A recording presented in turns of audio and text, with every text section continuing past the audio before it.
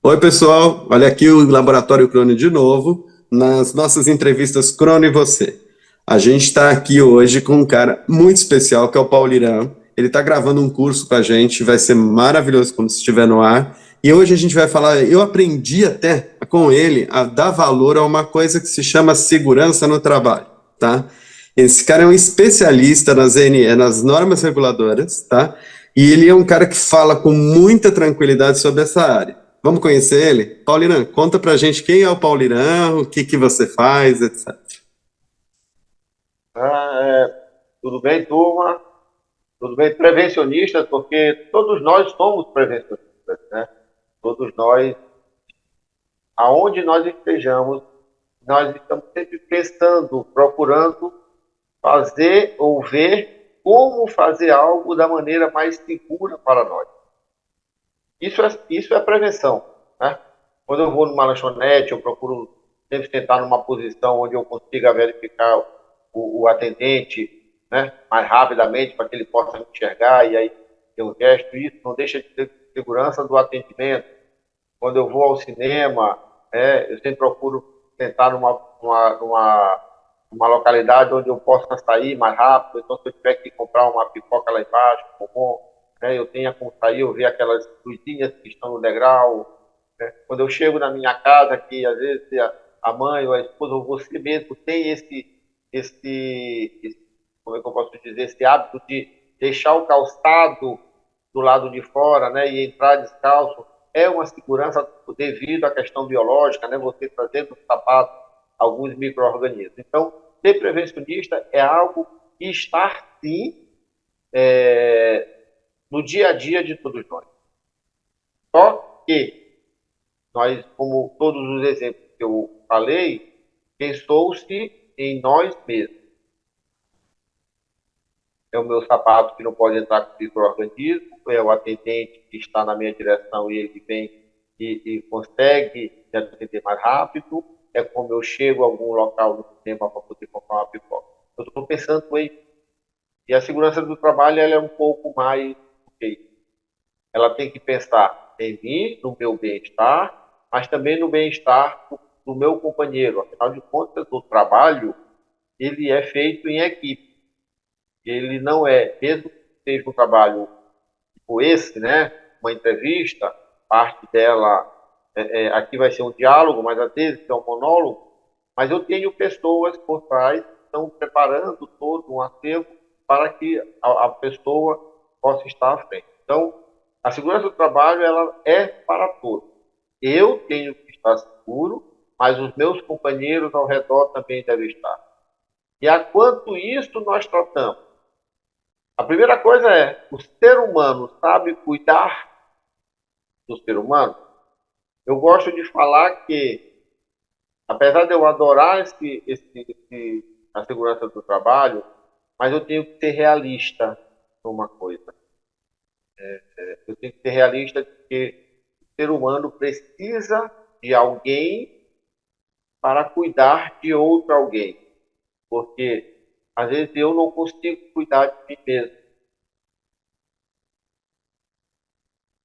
Quando eu subo numa cadeira em casa, pego uma cadeira dessas que são muito comuns, essas cadeiras brancas, plásticas, que vê muito em bar. Quando eu subo numa cadeira para trocar uma lâmpada, eu estou cuidando de mim ou eu estou preocupado apenas em colocar a luz que faltou naquele compartimento? Será que aquela cadeira me aguenta? Eu parei para pensar nisso.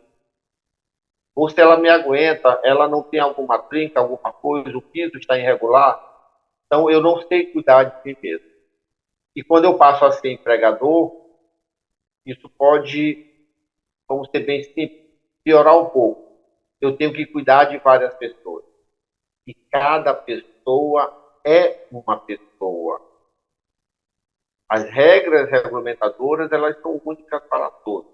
Como eu vou implantá-las para que todos entendam e sigam, é o grande desafio do empregador, do profissional de segurança e do próprio executante.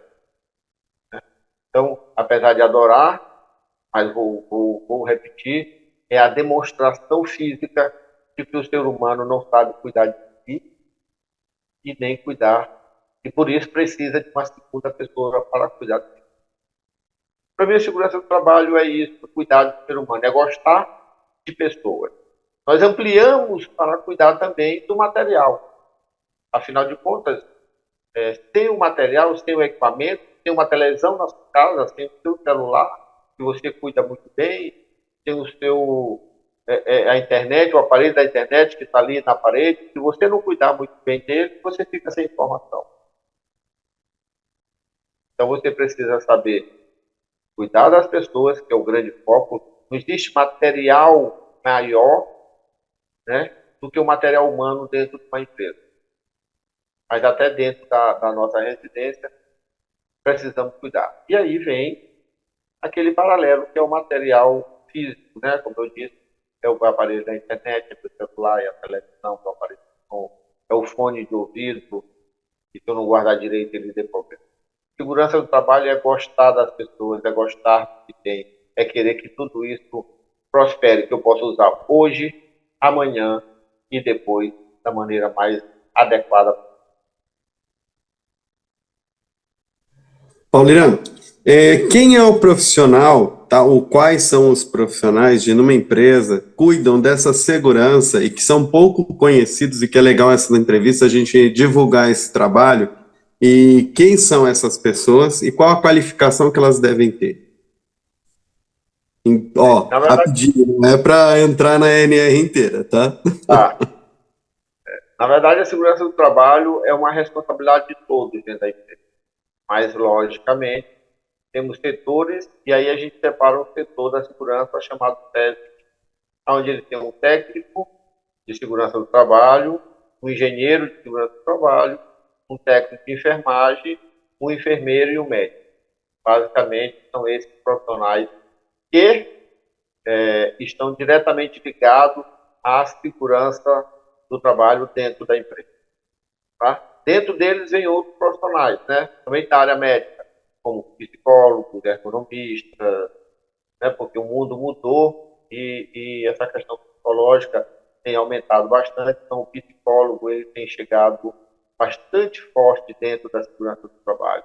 A ergonomia, com a mudança do mundo e a gente vindo trabalhar em casa, será que nós estamos bem acomodados dentro de casa?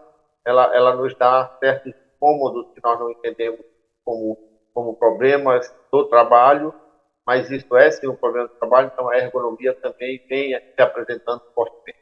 Então podemos inserir dentro desse básico de técnico de segurança, técnico de enfermagem, enfermeiro, médico do trabalho, o psicólogo e o ergonomista. Como você vê hoje, essas profissões, elas estão mais valorizadas, menos valorizadas nos tempos atuais? E como você vê, tem um histórico rápido que você pudesse falar se isso foi de um jeito, hoje está melhor ou está pior, como principalmente para esse jovem que está assistindo a gente, para ver se é uma profissão que de repente ele não conhece tão bem e que pode ser uma opção para ele de futuro e ele não sabe, tá? Eu tenho 20 anos, 19, 20 anos de profissão. Durante esse período, muita coisa mudou. Eu falo sempre que o perfil que me contratou há 19 anos é o perfil que me demite agora. Tá? Eu não posso ter as mesmas características do passado. O passado do técnico de segurança era muita. Quando eu ia no ônibus para a escola, para a escola de técnico de segurança do trabalho, muitas das vezes eu via mães falando com os filhos, dizendo assim: faz um curso de técnico de segurança que dá dinheiro. Às vezes me dá vontade de sorrir, né? Porque será que dá dinheiro? O que é dar dinheiro para alguém? Né? Consegue um salário, mas será que esse salário é digno, é justo? Né? Todos nós procuramos. No decorrer desses 19, 20 anos, muda-se muito o perfil do técnico. O técnico, há 19 anos atrás, era aquele que chegava, pegava seu capacete, ia para o campo, e ele iria verificar o homem. Então a gente fazia assim, coloca o capacete, mas coloca o capacete com a jugular, que é uma fita que passa por baixo, né, do queixo para poder firmar. Coloca o protetor auricular, porque ele está fazendo um trabalho com equipamento todo. Coloca a máscara, porque está num local que tem muita poeira. Ele ia lá e ajudava a fazer o isolamento. Ele era um executante dentro do trabalho. Né? no decorrer do tempo, entendemos que ele tem que estar além disso. Ele pode até continuar fazendo isso, e a pessoa descumpre. Mas ele precisa estudar, porque a segurança do trabalho ela é prevencionista. Quando a gente fazia isso, o desvio já tinha sido cometido. Então, nós estávamos sendo corretistas. Né? Estamos fazendo correção do desvio já cometido, que poderia ter gerado um acidente ou uma doença ocupacional. Né? E aí alguém para e pensa assim, não, dessa forma não dá certo. Eu tenho que estudar uma forma para que a pessoa não cometa o desvio.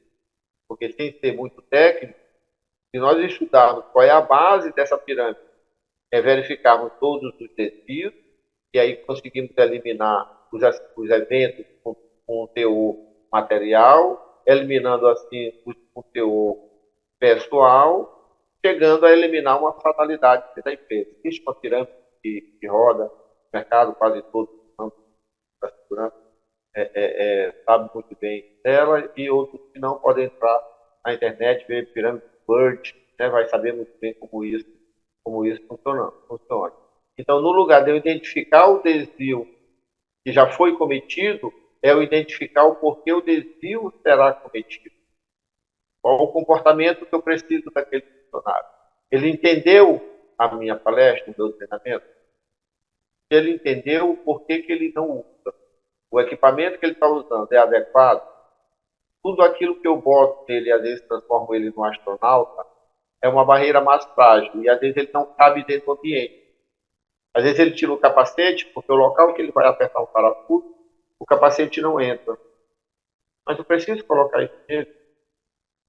Ele está cometendo aquele desvio porque ele quer, ou porque eu não estudei a forma adequada dele acessar aquilo. Se nós formos um pouco mais longe, nós temos indústrias com plantas que é de 2022, já muito bem pensadas ao homem, mas temos plantas com 30 anos, que não foi pensada ao homem, ela foi pensada na produção. E na hora que o homem tem que fazer a interação, ele acaba cometendo algum desvio. E esse desvio vem por quê? Por falta de treinamento, ou pelo treinamento ter tido, e esse treinamento, a fala não foi passada. Nós estamos vindo de uma mudança cultural, né, e educacional, e a gente vê logo na formação. Como é a formação de uma criança? É pedagógica. Você fala, né, e o aluno escuta e vai aprendendo. Na segurança do trabalho, você está trabalhando com seres humanos que têm experiências, que têm crenças, né, e eu não estou falando da parte religiosa, eu estou falando de coisas que ele acredita. Né? Ele pegou essa caixinha que está bem na minha mão, que era para estar na esquerda, e ele botou para a direita, e nunca deu um problema. Mas o local correto dela era na esquerda.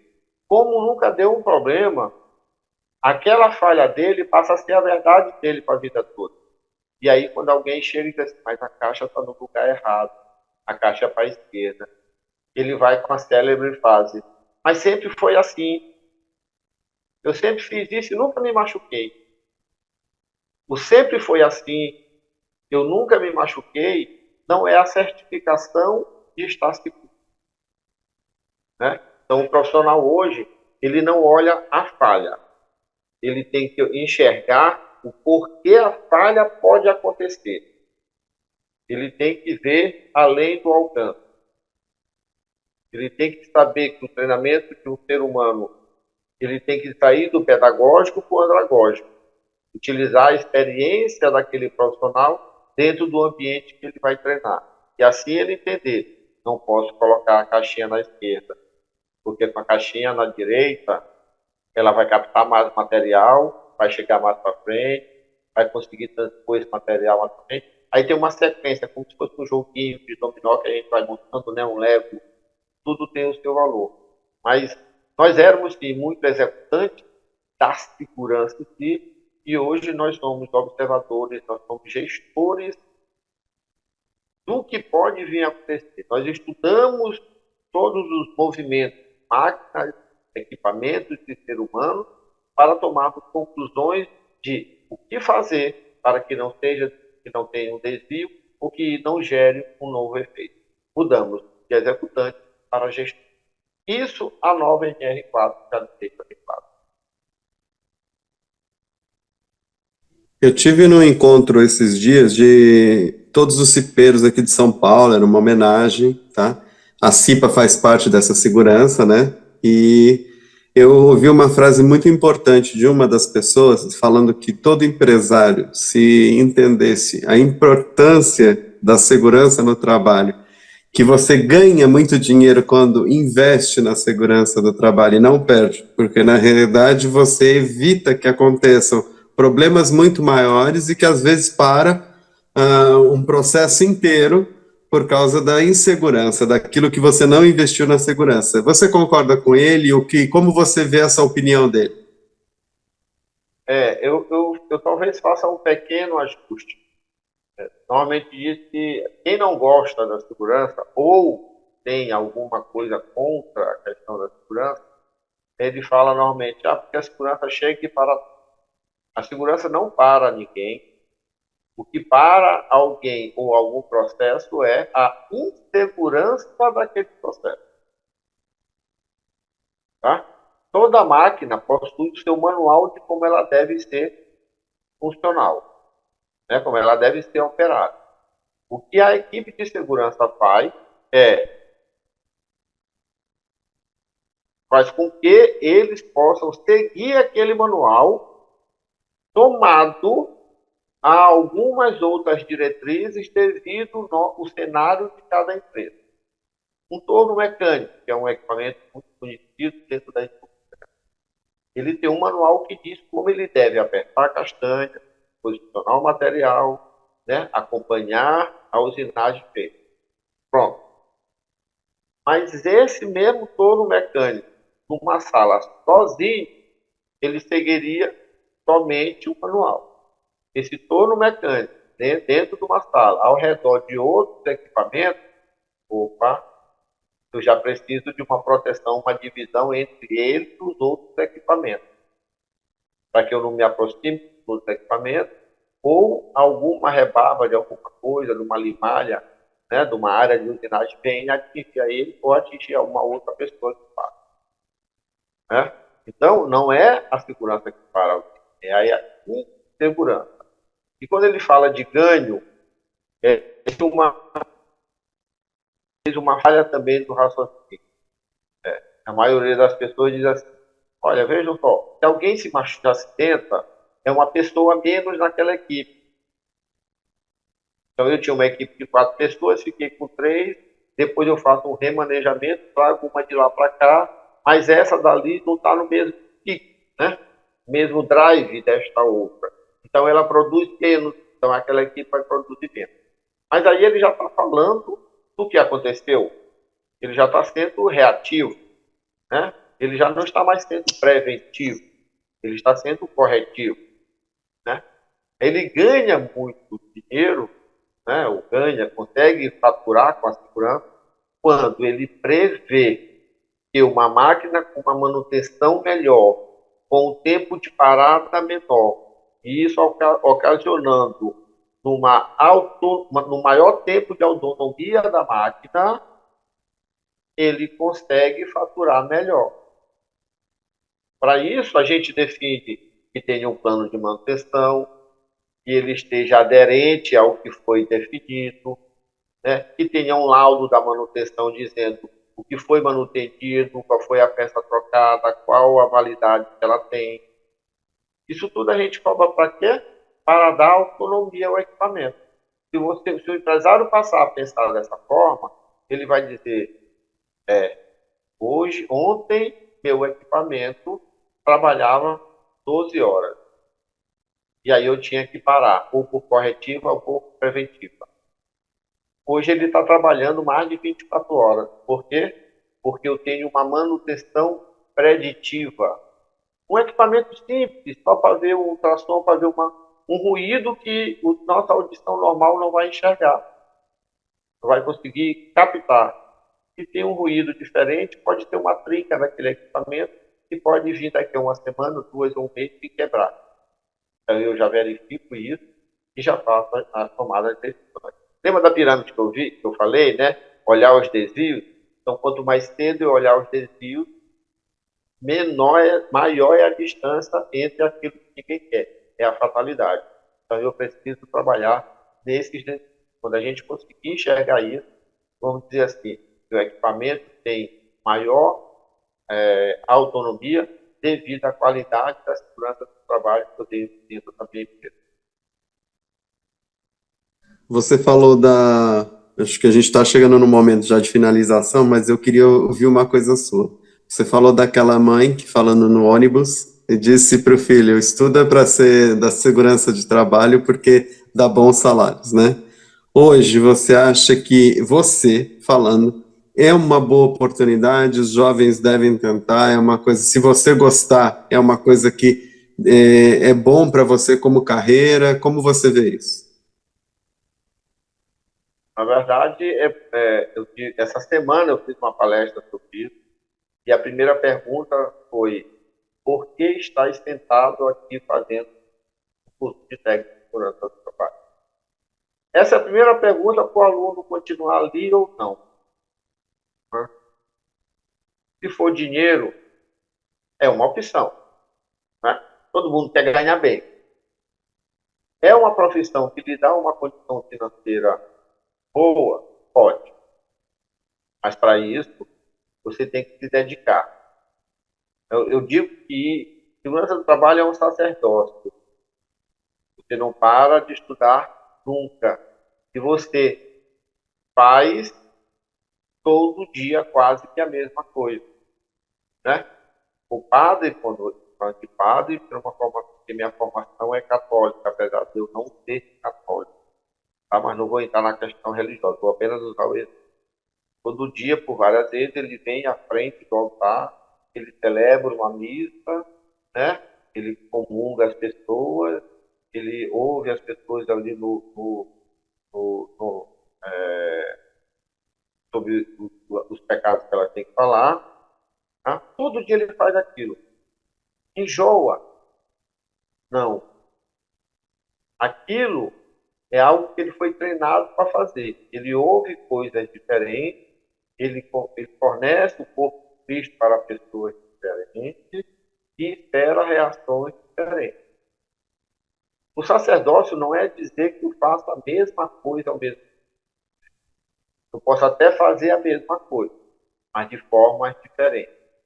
Mas eu tenho que acompanhar o mundo. Se eu sentar no banco de escola, captar apenas o que me dizem o professor, por melhor que ele seja, quando eu chegar no mercado,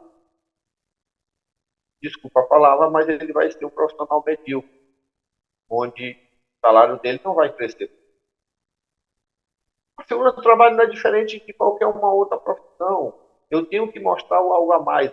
O meu padrão de trabalho, né, a minha disciplina diária, ela pode ela pode até não me promover, mas um dia ela vai me demitir. Porque o dono da empresa, o empregador, vai olhar e vai dizer assim. Mas chega num momento de crise. O mundo vive, né, num serrote, né?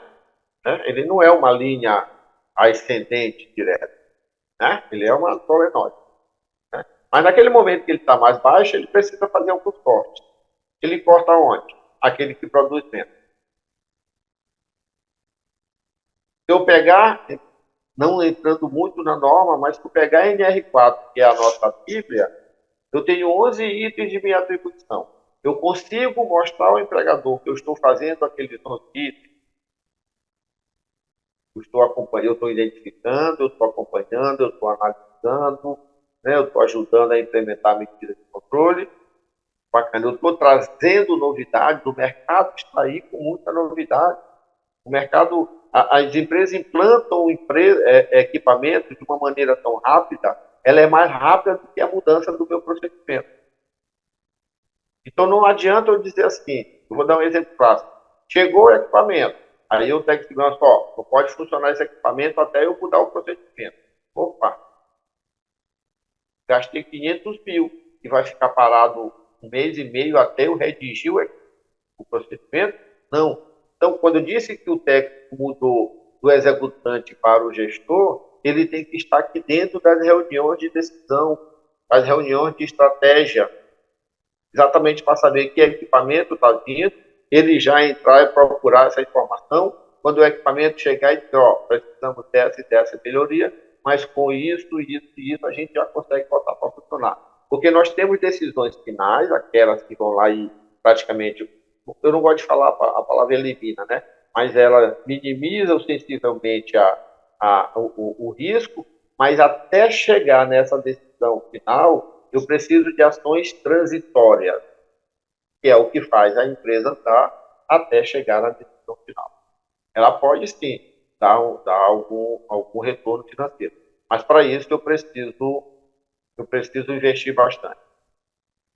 Outra coisa, eu vou trabalhar com pessoas, com várias disciplinas. O técnico de segurança hoje pode estar numa obra, amanhã ele está numa petroquímica, amanhã ele está no hospital, né? Amanhã ele está numa mineradora, numa empresa de agricultura.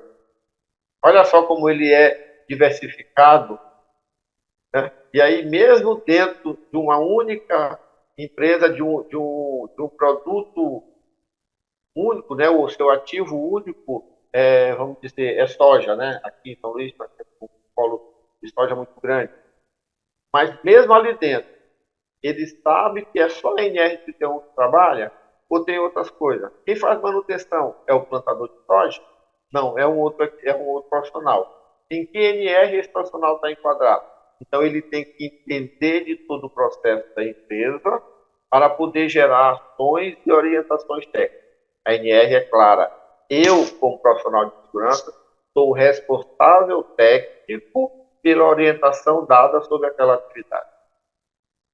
Né? Vale a pena ainda ser técnico de segurança? Com a nova NR, vale, porque vai gerar novos empregos.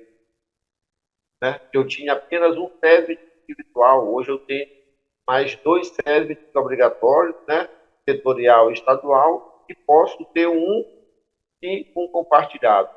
Isso precisa de profissionais habilitados para isso. Eu tenho situações de empresas que elas estão isentas de alguns documentos.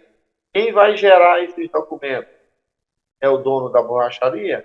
Não, é um profissional de segurança do trabalho que vai à borracharia, vai fazer um levantamento, vai dizer que lá não tem risco, vai gerar um relatório, vai entregar, vai inserir lá no E-Social, dizer, ó, eu não preciso de documento distintivo, não tem por.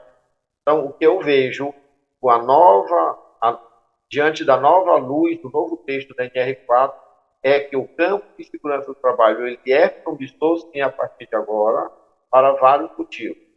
Texto salarial, até mesmo o desenvolvimento profissional e de ser humano, né, de uma pessoa. Eu acredito piamente no crescimento da segurança do trabalho para qualquer profissional que esteja, o jovem que esteja querendo começar.